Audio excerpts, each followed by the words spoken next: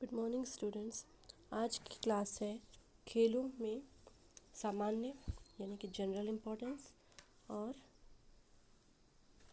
Educational importance क्या होती है।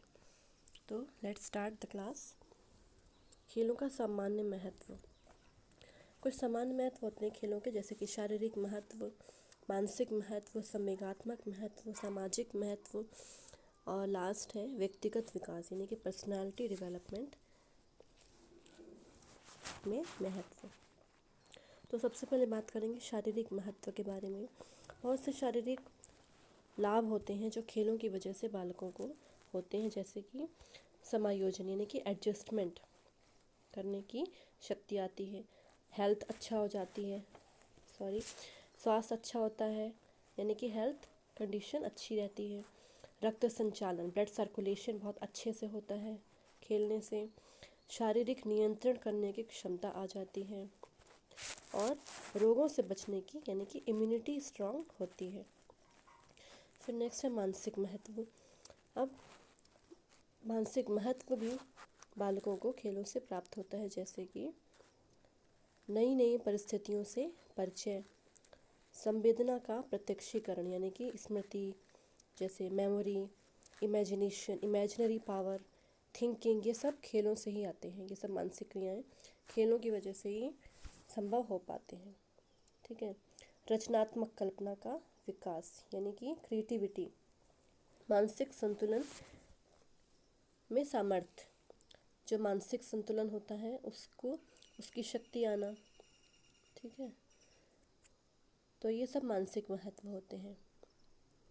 फिर है नेक्स्ट संवेगात्मक यानी कि इमोशनल वैल्यू क्या होती है। इमोशनल इम्पोर्टेंस में खेलों के द्वारा बालक को बहुत सारे इमोशनल लाभ होते हैं, संवेगात्मक लाभ होते हैं, जैसे कि जो वो दिन में स्वप्न देखने लगते हैं, दिन में ही सपने देखते हैं, वो बंद हो जाते हैं, खुश रहने लगते हैं और पॉजिटिविटी बहुत ज़्यादा बढ़ जाती है। कंट्रोल करने की क्षमता बढ़ जाती है, किसको, संवेगों को, इमोशंस कंट्रोल करना आ जाता है कि कहाँ पर हंसना है, कहाँ पर रोना है, कहाँ पर क्रोध करना है। इस तरह के संवेगों को नियंत्रण करने की क्षमता आ जाती है।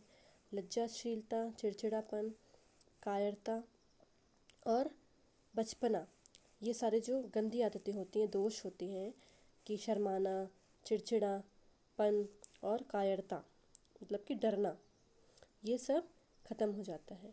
संवेगात्मक अस्थिरता भी समाप्त हो जाती है खेलों के द्वारा। तो सोच लीजिए कितना ज़्यादा इम्पोर्टेंट होता है खेलना। सामाजिक महत्व। ठीक है। अब बहुत सारे सामाजिक महत्व भी होते हैं जो खेलों के द्वारा ही संभव हो पाते हैं, जैसे कि सामाजिक भावना का विकास। अब जब ग्रुप में हम पूरा एक समूह बनाकर जब बच्चे खेलते हैं तो उनमें क्या होती है, सामाजिक भावना का विकास होता है। ऊंच नीच, जात पाती और प्रजाति संघर्ष खत्म होते हैं। जब वो बच्चे सारे बच्चे समूह बनाकर ग्रुप एक्टिविटी करते हैं तो उनमें ये नहीं होता कि तुम ब्राह्मण हो या ये छोटी कास्ट का, वो सबको एक बराबर ही समझते हैं। तो ये संघर्ष खत्म हो जाते हैं। अंतर्राष्ट्रीयता की भावना का विकास। ठीक है। जब जैसे ये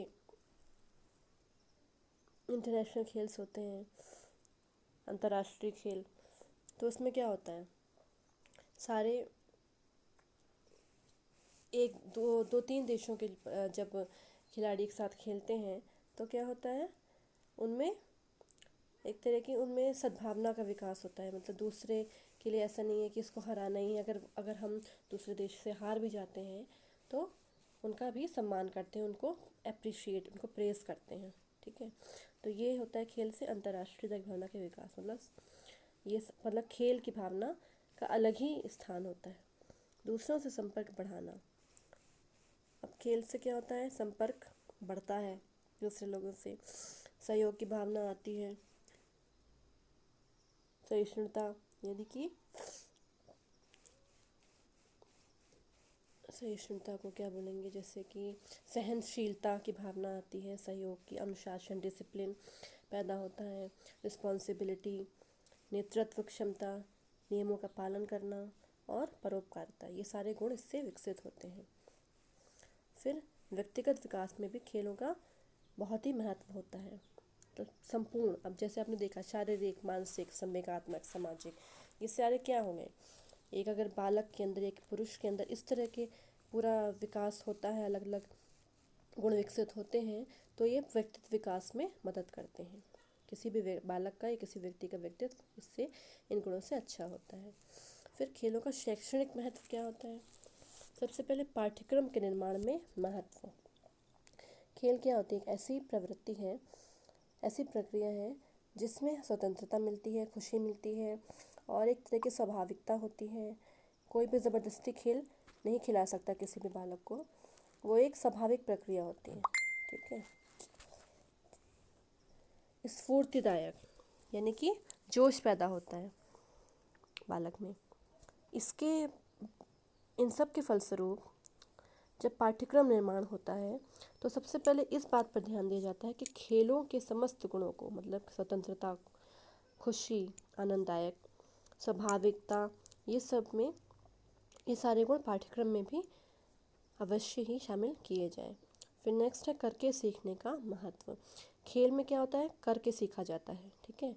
तो आधुनिक शिक्षा प्रणाली में ही करके सीखने का महत्व सिद्धांत भी अपनाया जा रहा है, जिसके फलस्वरूप बालकों को जो ज्ञान प्राप्त होता है वो व्यवहारिक, यानी कि वो जब खुद करते हैं तो वो अपना कार्य को करके सीखते हैं और अपनी रिस्पॉन्सिबिलिटी समझते हैं और अपने अधिकार, यानी कि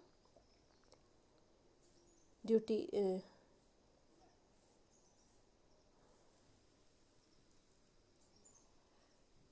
राइट्स, अधिकार, यानी कि उनके क्या क्या राइट्स हैं, ये इनको समझते हैं और समझने के बाद वो उसको उपयोग करते हैं।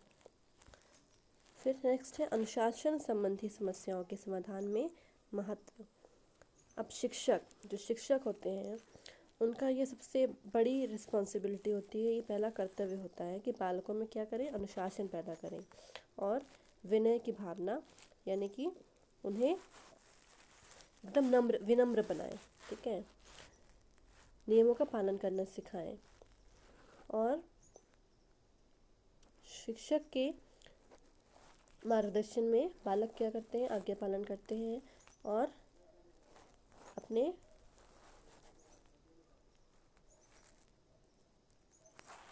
जितने भी गुण शिक्षक उसमें बच्चे में देखना चाहता है, वो सारे गुणों का विकास उसमें करता है। फिर शिक्षा में खेल प्रणाली का महत्व। अब एक कॉल्डवेल कुल नामक शिक्षा शास्त्री ने शिक्षा में खेल प्रणाली का आविष्कार किया है। इसमें क्या है कि शिक्षा में स्वतंत्रता, आनंददायकता और स्वाभाविकता, इन सभी गुणों का समाविष्ट किया गया है, जिससे कि बालक जब ज्ञानार्जन करता है उस समय सुख और आनंद का अनुभव कर सके। तो ये था आपको खेलों का सामाजिक समान एवं शैक्षणिक महत्व। Thank you.